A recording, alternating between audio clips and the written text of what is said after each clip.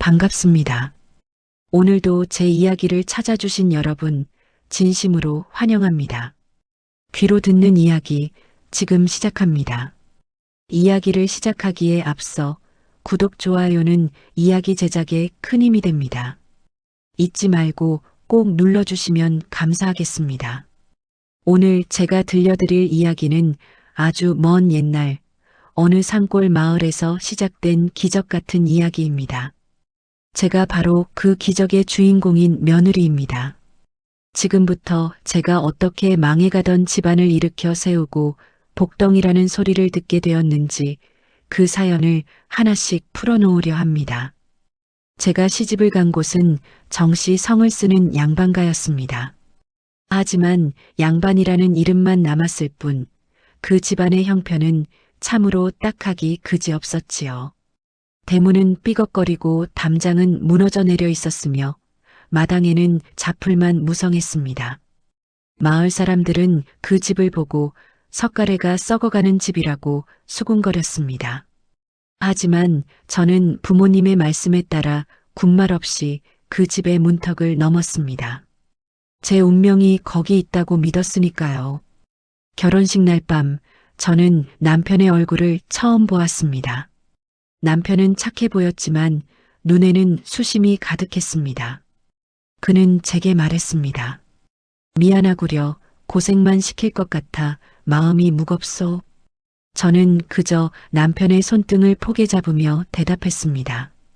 서방님, 사람 사는 것이 다 마음먹기 달린 것 아니겠습니까? 제가 이 집의 넝쿨이 되어 복을 끌어와 보겠습니다. 다음 날 아침부터 저의 고된 시집살이가 시작되었습니다. 시어머니께서는 성격이 불같이 급하시고 매사에 비관적이셨습니다. 아침상을 받으시며 하시는 말씀이 이놈의 집구석은 언제나 죽을 쓰는구나. 쌀독에 바닥이 보인 지가 오래인데 무슨 수로 배를 채우겠느냐며 한숨 목소리만 높이셨습니다. 저는 그 소리를 들으면서도 빙그레 웃으며 말씀드렸습니다. 어머니, 걱정하지 마세요. 쌀독이 비었으면 채우면 되는 법이지요. 하늘이 무너져도 솟아날 구멍은 반드시 있는 법입니다. 저는 그날부터 집안의 기운을 바꾸기로 마음먹었습니다. 새벽 이슬을 맞으며 가장 먼저 일어나 마당을 쓸기 시작했습니다. 시어머니는 쓸데없는 짓 한다며 핀잔을 주셨지만 저는 멈추지 않았습니다. 마당이 깨끗해야 복이 들어올 자리가 생기는 법이니까요. 구석구석 쌓인 먼지를 털어내고 깨진 장독대를 정성스레 닦았습니다. 신기한 일은 그때부터 일어났습니다. 어느 날 오후였습니다. 마당 구석에 무성한 자풀을 뽑아내고 있는데 유독 뿌리가 깊은 넝쿨 하나가 보였습니다. 그것을 따라 흙을 파내려가니 세상에나 커다란 단지 하나가 묻혀 있는 것이 아니겠습니까? 저는 가슴이 두근거려 남편을 불렀습니다. 서방님, 여기 좀 와보세요. 남편과 함께 그 단지를 꺼내 뚜껑을 열어보니 그 안에는 금은 보화가 아닌 아주 오래된 씨앗들이 가득 들어 있었습니다. 남편은 실망한 기색이 역력했습니다. 겨우 씨앗뿐이라니 우리는 역시 복이 없는 사람들이요. 하지만 저는 생각이 달랐습니다. 서방님, 이건 그냥 씨앗이 아닙니다. 이 집안의 조상님들이 훗날을 위해 남겨두신 희망의 씨앗입니다. 보십시오. 이 씨앗들은 여전히 생명력이 느껴집니다. 저는 그 씨앗들을 소중히 갈무리하여 뒷산 기슭에 일구어 놓은 밭에 정성껏 심었습니다. 마을 사람들은 저를 비웃었습니다. 그런 마른 씨앗에서 싹이 나겠느냐며 헛고생하지 말고 차라리 남의 집 식모살이나 가라고 하더군요. 하지만 저는 매일같이 산을 오르내리며 물을 주고 노래를 불러주었습니다. 비가 오면 비를 가려주고 바람이 불면 바람막이를 세워주었습니다. 시어머니는 저의 그런 정성을 보며 처음으로 혀목 소리를 낮추셨습니다. 내가 참으로 지독하긴 하구나. 그 정성이면 귀신도 감복하겠다. 그러던 어느 날 밤이었습니다. 꿈속에서 하얀 수염을 길게 늘어뜨린 노인이 나타나 제게 말했습니다. 내 정성이 하늘에 닿았구나. 넝쿨이 뻗어가는 곳을 따라가 보아라. 잠에서 깨어난 저는 곧장 산으로 달려갔습니다. 그런데 이게 웬일입니까? 어제까지만 해도 겨우 싹이 텄던 그 자리에서 황금색 줄기가 사방으로 뻗어나가고 있었습니다. 그 줄기는 집 담장을 넘어 앞마당까지 길게 뻗어 들어왔습니다. 그 넝쿨마다 주먹만한 열매들이 주렁주렁 열리기 시작했는데 그 향기가 온 마을에 진동했습니다. 사람들은 그 향기에 취해 하나둘씩 우리 집 앞으로 모여들었습니다. 시어머니와 남편도 눈을 비비며 밖으로 나왔습니다. 얘야, 이게 도대체 무슨 일이냐? 저는 떨리는 손으로 가장 잘 익은 열매 하나를 땄습니다. 그리고 그것을 갈라보았더니 그 안에는 값비싼 약재로 쓰이는 신비한 열매들이 가득 차 있었습니다.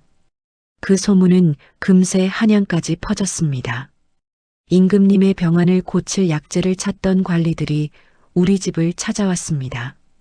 그들은 제 열매를 보고 감탄하며 말했습니다.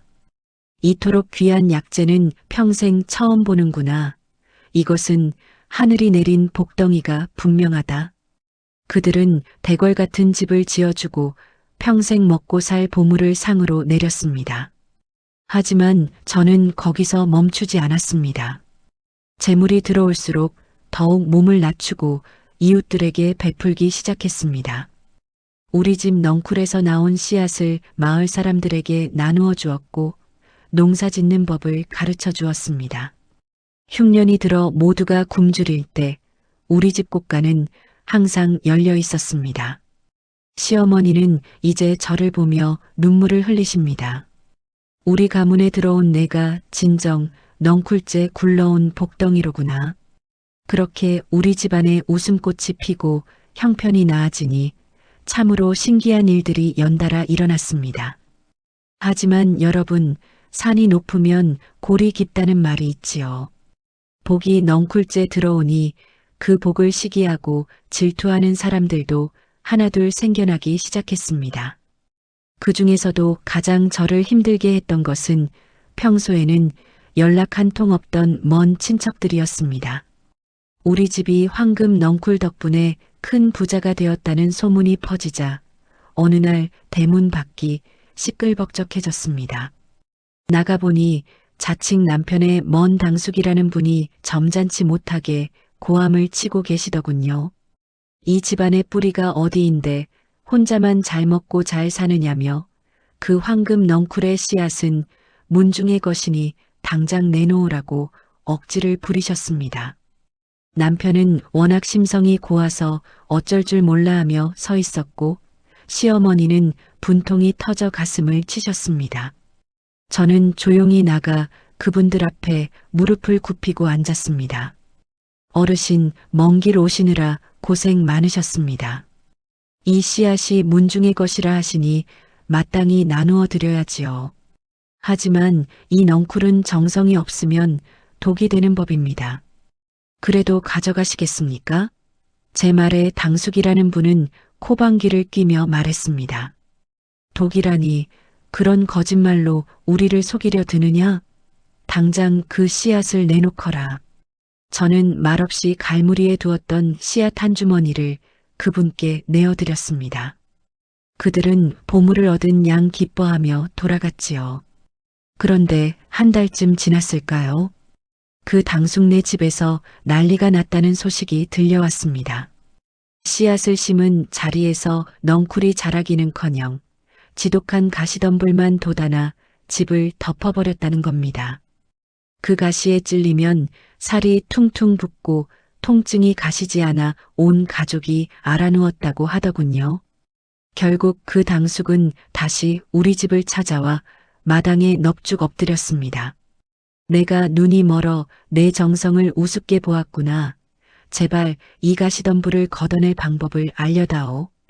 저는 그분을 원망하지 않고 직접 그 집으로 향했습니다. 가서 보니 정말로 시커먼 가시들이 집안을 옥죄고 있었습니다.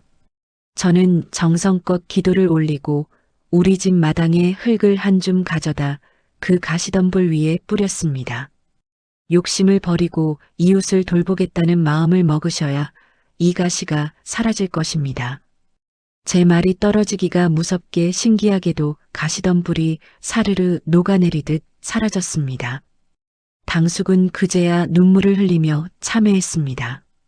그 일 이후로 마을 사람들은 저를 더 이상 평범한 며느리로 보지 않았습니다. 저를 보면 복부인이라 부르며 길을 비켜주었고 고민이 생기면 저를 찾아와 의논을 하곤 했습니다. 하지만 시련은 여기서 끝이 아니었습니다. 이번에는 고을 사또가 우리 집 황금 넝쿨 이야기를 듣게 된 것입니다. 이 사또는 탐욕스럽기로 소문이 자자한 사람이었습니다. 그는 저를 동원으로 불러들여 엄하게 물었습니다. 내가 신비한 넝쿨로 백성들을 현혹하고 재물을 모았다는데 그 열매를 모두 관가에 바치지 않으면 큰 벌을 내리겠다. 저는 당황하지 않고 사또를 똑바로 쳐다보며 대답했습니다.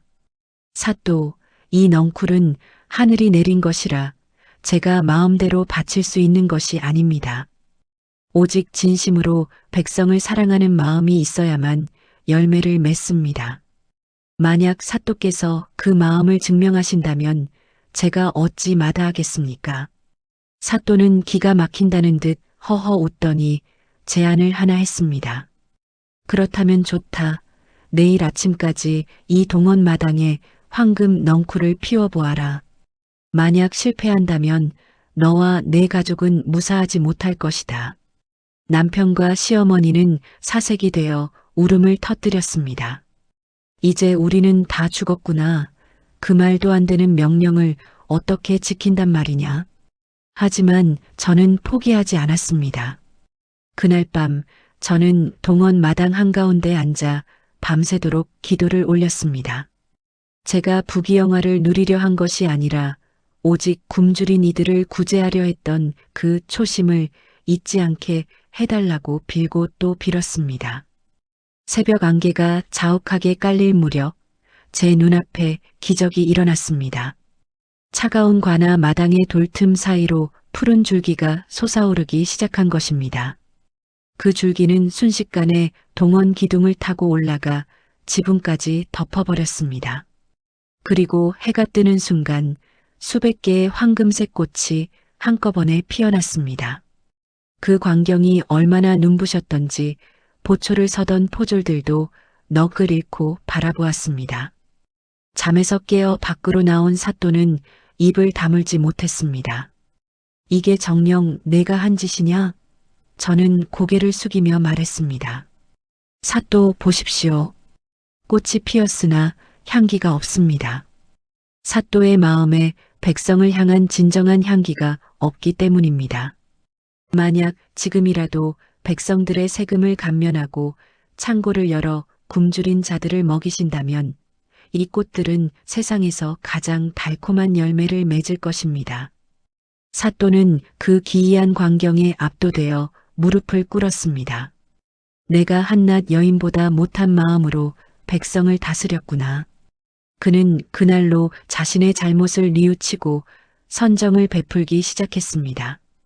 신기하게도 사또가 마음을 바꾸자 향기 없던 꽃들이 지고 그 자리에 아주 작지만 영롱한 열매들이 열렸습니다. 그 열매를 먹은 고을 노인들은 기운을 차렸고 병든 아이들은 씻은 듯이 나았습니다. 이런 소문들이 쌓이고 쌓여 저는 나라에서 내리는 정경 부인의 칭호까지 받게 되었습니다. 하지만 저는 비단옷을 입기보다 여전히 무명옷을 입고 밭을 일구는 것이 좋았습니다. 우리 집 마당의 넝쿨은 이제 온 나라로 퍼져나갔습니다. 사람들은 그 넝쿨을 볼 때마다 제 이야기를 하며 마음을 다잡곤 했습니다. 세월은 강물처럼 흘러 제 아들도 장성하여 장가를 들게 되었습니다. 저는 며느리를 맞이하는 날 제가 처음 이 집에 올 때 가져왔던 낡은 보따리를 건네주었습니다. 얘야, 이 안에는 금은 보화가 들어있지 않단다. 그저 내가 평생 갈고 닦아야 할 마음의 씨앗이 들어있을 뿐이다. 너도 이제 이 집의 새로운 넝쿨이 되어 복을 지어보려무나. 며느리는 초롱초롱한 눈망울로 저를 바라보며 약속했습니다. 어머니, 제가 어머니의 뒤를 이어 이 집안의 복덩이가 되겠습니다. 저는 그 아이의 손을 잡으며 비로소 안심할 수 있었습니다. 이제 제가 없어도 이 집의 넝쿨은 마르지 않을 것이고 복은 대를 이어 흘러갈 테니까요. 그렇게 며느리에게 가업을 물려주고 뒷방에서 소일거리나 하며 여생을 보내려니 생각했습니다. 하지만 하늘은 저를 가만히 두지 않으셨습니다. 이번에는 한양 대궐에서 전령이 내려왔습니다. 정경 부인께서는 들으시오. 중전마마께서 원인 모를 심화증에 걸려 사경을 헤매고 계시니 지체 말고 입거라라는 어명이었습니다. 저는 깜짝 놀라 보찜을 꾸렸습니다. 화려한 패물도 비단옷도 챙기지 않았습니다. 그저 제가 평생 아껴온 낡은 호미 하나와 무명 자루에 담긴 흙 한 줌, 그리고 황금 넝쿨의 마른 뿌리 조각을 챙겼을 뿐입니다. 남편은 걱정스러운 눈으로 저를 배웅했습니다. 부인, 부디 몸 조심하고 돌아오시오. 저는 웃으며 대답했습니다. 서방님, 사람 사는 곳은 대궐이나 우리 집이나 다를 바 없으니 너무 걱정 마십시오. 한양 땅을 밟고 대궐에 들어가니 그 위용이 대단했습니다. 금칠을 한 기둥과 구슬로 장식된 발이 눈부셨지만 제 눈에는 그곳이 너무나 차갑게 느껴졌습니다. 중전마마의 침소에 들어가니 마마께서는 안색이 흑빛이 되어 누워 계셨습니다. 전국에서 내로라 하는 어이들이 다녀갔지만 아무런 차도가 없었다고 하더군요. 저는 마마의 곁으로 다가가 조용히 여쭈었습니다. 마마, 혹시 흙 냄새를 맡아본 지가 얼마나 되셨습니까? 곁에 있던 상궁들이 눈을 부라리며 저를 꾸짖었습니다. 무례하도다. 어찌 감히 중전마마께 그런 해괴한 질문을 하느냐. 하지만 마마께서는 가느다란 목소리로 대답하셨습니다. 흙 냄새라니 그런 것은 기억조차 나지 않는구나. 저는 그날부터 대궐 한 구석에 있는 작은 화단을 일구기 시작했습니다. 화려한 꽃들을 다 뽑아내고 제가 가져온 흙을 섞었습니다. 그리고 황금 넝쿨의 뿌리 조각을 심었지요. 상궁들은 저를 미친 사람 취급하며 수군거렸습니다. 정경 부인이라는 자가 대궐 바닥을 파헤치고 있으니 해괴한 일이로다. 저는 아랑곳하지 않고 매일 아침 중전마마를 모시고 화단으로 나갔습니다. 마마, 신발을 벗고 맨발로 이 흙을 밟아보십시오. 마마께서는 처음에는 주저하셨지만 제 간곡한 청에 못 이겨 버선발로 흙을 밟으셨습니다. 마마의 발가락 사이로 부드러운 흙이 스며들자 마마의 표정이 조금씩 변하기 시작했습니다. 이게 무엇이냐? 차가우면서도 따뜻하고 거칠면서도 부드럽구나. 저는 마마께 말씀드렸습니다. 마마, 이 흙이 바로 만물의 어머니입니다.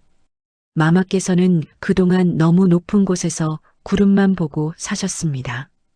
발바닥으로 땅의 기운을 느끼셔야 마음의 화가 가라앉는 법입니다. 며칠이 지나자 놀라운 일이 벌어졌습니다. 죽어가던 화단에서 푸른 싹이 돋아나더니 순식간에 담장을 타고 올라갔습니다. 바로 우리 집 마당에 있던 그 황금 넝쿨이었습니다. 그 넝쿨은 중전마마의 처마를 덮고 시원한 그늘을 만들어 주었습니다.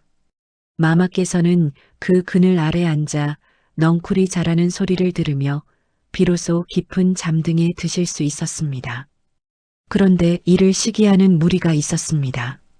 중전마마의 병세가 호전되는 것을 달가워하지 않던 후궁 하나가 밤중에 몰래 사람을 보내 넝쿨을 베어버리려 했습니다. 하지만 웬일인지 넝쿨에 칼을 대자마자 칼날이 부러지고 배려던 자들의 손이 그 자리에 얼어붙어 버렸습니다. 다음 날 아침 그 광경을 본 임금님께서는 크게 노하셨습니다. 이 넝쿨은 하늘이 중전의 목숨을 구하기 위해 보낸 것인데 감히 누가 해하려 하느냐. 결국 배우가 드러났고 그 후궁은 대궐 밖으로 쫓겨나게 되었습니다. 임금님께서는 저를 불러 치하하셨습니다. 부인이 아니었으면 중전의 목숨을 구할 수 없었을 것이요. 원하는 것은 무엇이든 말해보시오. 저는 머리를 조아리며 대답했습니다. 전하, 저는 그저 흙을 파먹고 사는 백성일 뿐입니다. 저에게 황금이나 비단은 필요치 않습니다. 다만 한 가지 소원이 있다면 이 황금 넝쿨의 씨앗을 팔도 강산에 퍼뜨려 굶주린 백성이 없게 해주십시오. 임금님께서는 제 깊은 마음에 감복하여 전국에 명을 내리셨습니다. 저는 한양에서의 생활을 뒤로하고 다시 고향으로 내려왔습니다. 돌아오는 길에 보니 골짜기마다 마을마다 제가 나누어준 넝쿨들이 푸르게 자라나고 있더군요. 사람들은 저를 보고 손을 흔들며 외쳤습니다. 복덩이 부인 오신다. 우리 고을의 보배가 오신다. 그 소리를 들으니 가슴이 뭉클해졌습니다. 집에 도착하니 며느리가 대문 밖까지 마중을 나와 있었습니다. 어머니, 고생 많으셨습니다. 며느리의 손은 어느새 흙이 묻어 거칠어져 있었습니다. 저는 그 손을 꽉 잡았습니다. 얘야, 내 손이 참으로 아름답구나. 이 흙 묻은 손이야말로 세상을 살리는 손이란다. 그날 밤 우리 가족은 오랜만에 한자리에 모여 앉았습니다. 남편은 검은고를 타고 아들은 글을 읽고 며느리는 바느질을 했습니다. 창밖으로는 황금 넝쿨이 달빛을 받아 은은하게 빛나고 있었습니다. 저는 문득 깨달았습니다. 진정한 복이라는 것은 대궐의 화려함 속에 있는 것이 아니라는 사실을 말입니다. 가족이 서로 아끼고 이웃과 정을 나누며 땅의 정직함을 믿고 살아가는 그 평범한 일상이 바로 가장 큰 복이었습니다.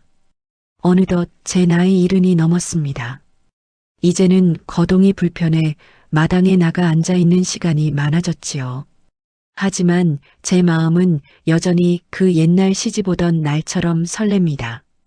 내일은 또 어떤 싹이 돋아날까, 어떤 이웃이 우리 집 담장을 넘어온 넝쿨 열매를 따가며 웃음을 지을까 생각하면 절로 미소가 지어집니다. 여러분, 이야기가 이제 막바지에 다다랐네요.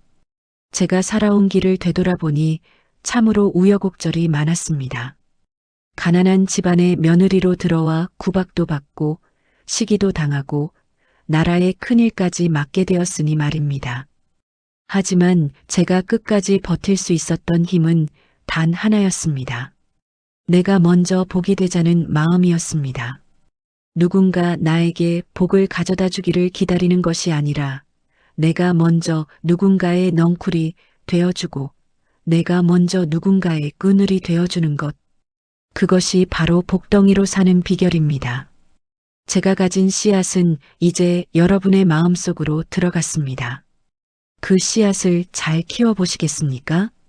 비바람이 불고 눈보라가 쳐도 뿌리 깊은 넝쿨은 결코 시들지 않습니다.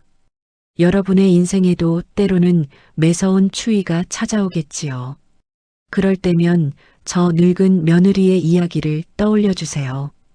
흙 한 줌의 소중함을 알고 정성 어린 기도로 하루를 시작한다면 여러분의 집 마당에도 반드시 황금 넝쿨이 자라날 것입니다.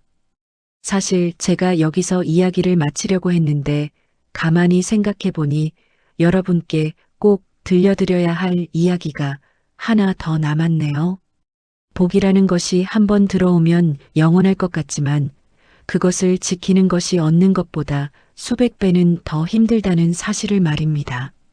제가 정경 부인이 되어 고향으로 내려온 뒤 우리 마을에는 전례 없는 큰 가뭄이 찾아왔습니다. 하늘은 무심하게도 1년 내내 비 한 방울 내려주지 않았습니다. 마을 앞 개울물은 바닥을 드러내 거북이 등껍질처럼 갈라졌고 애써 심은 보리며 콩들이 타들어가기 시작했습니다. 사람들은 처음에 제가 가져온 황금 넝쿨이 있으니 괜찮을 거라 믿었습니다. 하지만 기이하게도 그 풍성하던 황금 넝쿨조차 잎이 누렇게 변하며 시들어가는 게 아니겠습니까? 마을 사람들의 눈빛이 변하기 시작했습니다. 처음에는 저를 복덩이라 칭송하던 이들이 이제는 저를 원망 섞인 눈으로 바라보았습니다. 복덩이가 들어와서 우리 고을의 기운을 다 써버린 것 아니냐.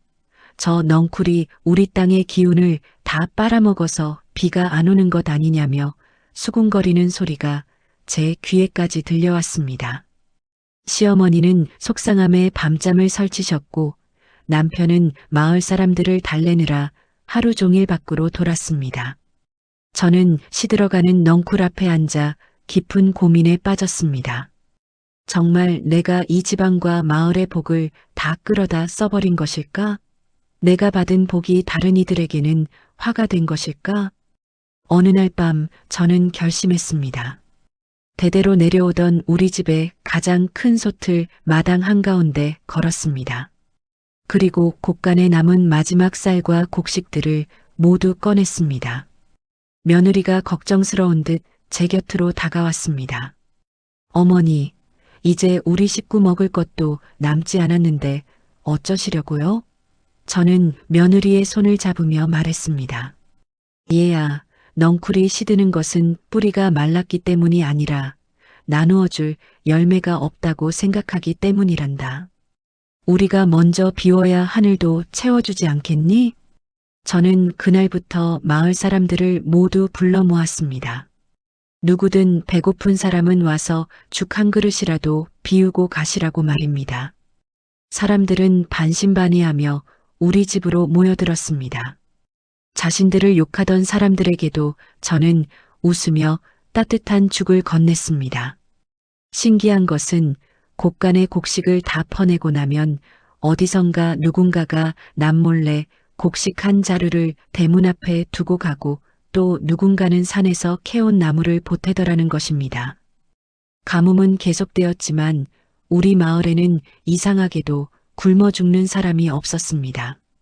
서로의 처지를 가엾게 여기고 나누다 보니 부족한 대로 살아낼 힘이 생긴 것이지요. 그러던 어느 날이었습니다. 제가 시들어가는 황금 넝쿨 뿌리 아래를 호미로 깊이 파내기 시작했습니다. 마을 사람들은 미쳤다고 했습니다. 그 귀한 넝쿨을 왜 뿌리째 뽑으려 하느냐고요. 저는 땀을 흘리며 대답했습니다. 이 넝쿨이 시든 이유는 땅속 깊은 곳에 있는 물길이 막혔기 때문입니다. 넝쿨은 우리에게 물이 있는 곳을 알려주려고 몸을 던져 시들고 있었던 것입니다. 저는 넝쿨 줄기가 가리키는 방향을 따라 마을 뒷산의 바위 틈을 파헤쳤습니다. 남편과 아들, 그리고 마을 장정들이 제 모습에 감동하여 하나둘씩 곡괭이를 들고 모여들었습니다. 며칠 밤낮을 팠을까요? 갑자기 바위 사이에서 쩌적하는 소리가 나더니 차디찬 물줄기가 솟구쳐 오르기 시작했습니다. 그것은 단순한 물이 아니었습니다. 수백 년 동안 갇혀있던 거대한 지하 수맥이었던 것입니다. 콸콸 쏟아지는 물을 보며 마을 사람들은 환호성을 질렀습니다. 살았다. 이제 살았다. 사람들은 물에 젖어 춤을 추었고 저를 붙잡고 울며 사과했습니다. 부인, 우리가 어리석었습니다. 부인이 진정한 이 마을의 생명줄이었습니다. 더욱 놀라운 것은 물길이 터지자마자 다 죽어가던 황금 넝쿨이 하룻밤 사이에 다시 푸른 잎을 틔웠다는 사실입니다. 이번에 열린 열매는 예전처럼 황금색이 아니었습니다. 소박하고 평범한 박이었지요.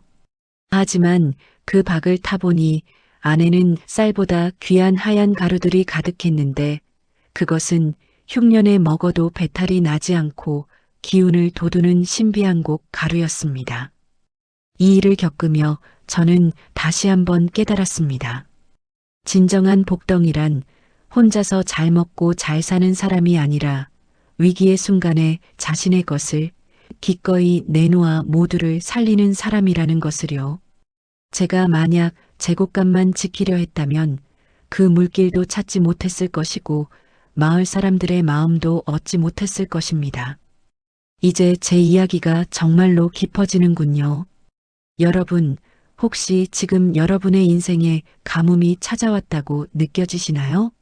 내가 가진 것들이 시들어가고 주변 사람들의 시선이 따갑게 느껴지시나요? 그렇다면 그때가 바로 여러분이 가진 마지막 곡식을 나누어야 할 때인지도 모릅니다. 내가 먼저 손을 내밀고 내가 먼저 마음을 비울 때 비로소 땅속 깊은 곳에 숨겨진 희망의 물줄기를 발견할 수 있는 법이니까요. 세월이 흘러 저는 이제 정말로 기력이 다해 자리에 누워 지내는 날이 많아졌습니다. 며느리는 이제 저보다 더 훌륭하게 살림을 꾸려가고 있습니다. 며칠 전에는 며느리가 제 머리맡에 앉아 조용히 묻더군요. 어머니께서 평생 일구신 이 복의 넝쿨을 제가 잘 지켜낼 수 있을까요? 저는 며느리의 주름진 손을 어루만지며 대답했습니다. 얘야, 지키려 하지 말고 나누려 하거라. 복은 고여 있으면 썩는 물과 같고 흘러가야만 맑게 유지되는 법이란다. 내가 누군가에게 복덩이가 되어주면 그 복은 돌고 돌아 다시 너에게 넝쿨째 굴러올 것이다. 그런데 여러분, 제가 이제 정말로 조용히 노년을 보내려 했건만 사람 사는 세상에는 끝이 없는 법인가 봅니다. 이번에는 제 핏줄, 그러니까 제 손주 녀석 때문에 가슴앓이를 좀 했습니다. 우리 집안이 워낙 잘 풀리고 나라에서 정경부인 칭호까지 받으니 제 밑에서 자란 손주 녀석이 그만 세상 무서운 줄 모르고 기고만장해진 것입니다. 이 녀석이 한양으로 공부를 하러 가더니 어느 날 내려와서는 입만 열면 돈이며 권력이며 하는 소리만 늘어놓더군요. 할머니, 이제 우리도 대궐 같은 기와집을 짓고 노비들을 수백 명 부리며 살아야 합니다. 저 산속의 넝쿨 따위는 다 베어버리고 그 자리에 화려한 정자를 짓지요. 하는 게 아니겠습니까? 제가 그토록 공들여 가꾼 마음의 밭을 이 녀석이 한순간에 갈아엎으려 하니 제 가슴이 얼마나 미어졌겠습니까? 저는 그 녀석을 꾸짖는 대신 조용히 마당으로 불러냈습니다. 그리고 3개의 항아리를 준비했지요. 첫 번째 항아리에는 금은보화를 가득 채웠고 2번째 항아리에는 썩은 고기를 담았으며 3번째 항아리에는 우리 집 마당에 흙을 담았습니다. 그리고 손주에게 물었습니다. 얘야, 이 중에서 내가 가장 귀하게 여기는 것이 무엇이냐? 손주 녀석은 당연하다는 듯 첫 번째 항아리를 가리켰습니다. 할머니, 당연히 금은보화가 가득한 이 항아리 아닙니까? 이것만 있으면 세상에 못할 일이 없습니다. 저는 아무 말 없이 새 항아리의 뚜껑을 닫고 한 달을 기다렸습니다. 한 달 뒤 제가 다시 손주를 불러 뚜껑을 열게 했습니다. 첫 번째 항아리의 금은보화는 여전히 번쩍였지만 그 안에서는 아무런 생명의 기운도 느껴지지 않았습니다. 2번째 항아리의 고기는 썩어 문드러져 구역질 나는 냄새를 풍겼지요. 그런데 3번째 흙 항아리에서는 제가 몰래 심어두었던 작은 싹이 흙을 뚫고 올라와 푸른 잎을 틔우고 있었습니다. 저는 손주의 손을 잡고 말했습니다. 보아라, 금은보화는 화려하지만 스스로 자라지 못하고 욕심으로 채운 고기는 결국 썩어 남을 괴롭힐 뿐이란다. 하지만 이 보잘것없는 흙은 생명을 품고 키워내지 않느냐? 우리 가문이 복을 받은 것은 금 때문이 아니라 생명을 귀하게 여기고 흙처럼 낮은 곳에서 사람들을 품었기 때문이란다. 손주 녀석은 그제야 머리를 숙이고 눈물을 흘렸습니다. 할머니, 제가 어리석었습니다. 제가 밟고 서 있는 이 땅이 얼마나 귀한 것인지 잊고 있었습니다. 그날 이후로 손주 녀석은 책장을 덮고 소매를 걷어붙였습니다. 한양으로 돌아가는 대신 마을 아이들을 모아 글을 가르치고 가난한 이웃들의 농사일을 돕기 시작했습니다. 그 모습을 보니 제 가슴의 응어리가 비로소 풀리더군요. 세월이 더 흘러 이제 제 몸은 정말로 낡은 고목처럼 굳어버렸습니다. 숨을 쉬는 것조차 가끔은 힘에 부칠 때가 있지요. 하지만 제 눈은 여전히 맑게 빛납니다. 우리 집 담장을 넘어온 마을로 뻗어나간 저 황금 넝쿨들이 이제는 제 눈에만 보이는 것이 아니라 온 세상 사람들의 마음속에 뿌리를 내린 것을 보기 때문입니다. 어느 추운 겨울날이었습니다. 눈이 소복하게 쌓인 마당을 바라보고 있는데 웬 낯선 이방인이 우리 집 대문을 두드렸습니다. 누더기를 걸친 거렁뱅이 노인이었는데 그는 제게 말했습니다. 부인, 제가 평생 전국을 떠돌며 복을 찾아 헤매었는데 정작 제 손안에는 아무것도 남지 않았습니다. 도대체 복은 어디에 있는 것입니까?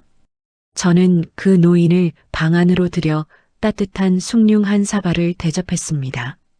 그리고 제 품속에 항상 지니고 다니던 낡은 주머니 하나를 내어주었지요.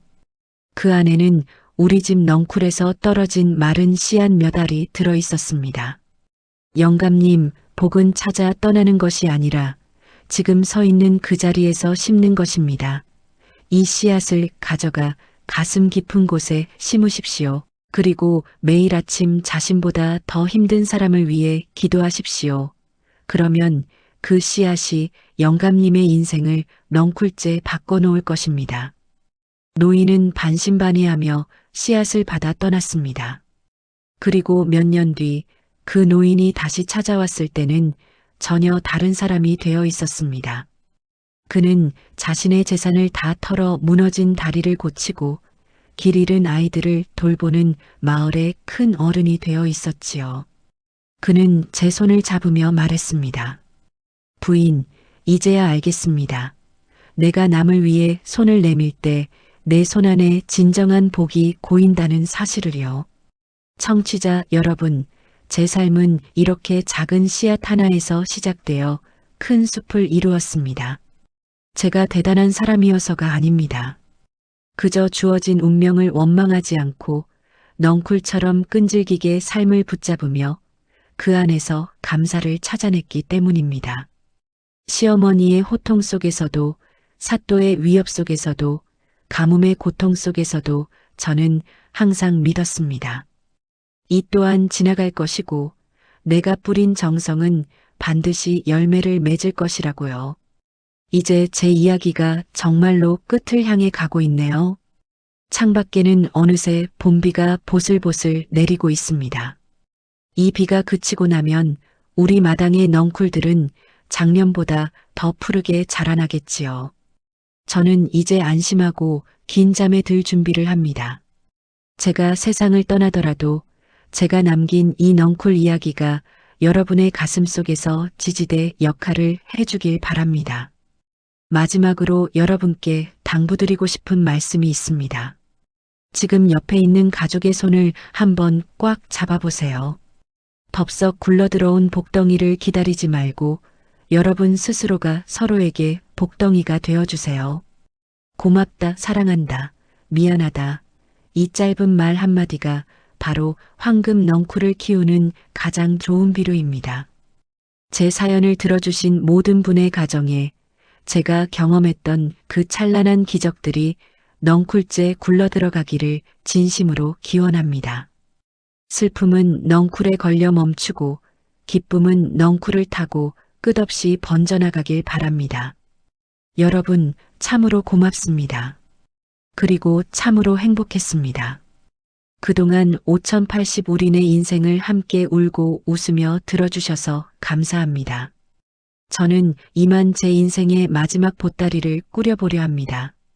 그 보따리 안에는 여러분의 따뜻한 시선과 격려가 가득 담겨 있어 하나도 무겁지 않네요.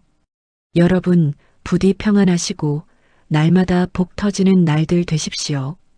안녕히 계십시오. 정말로 안녕히 계십시오.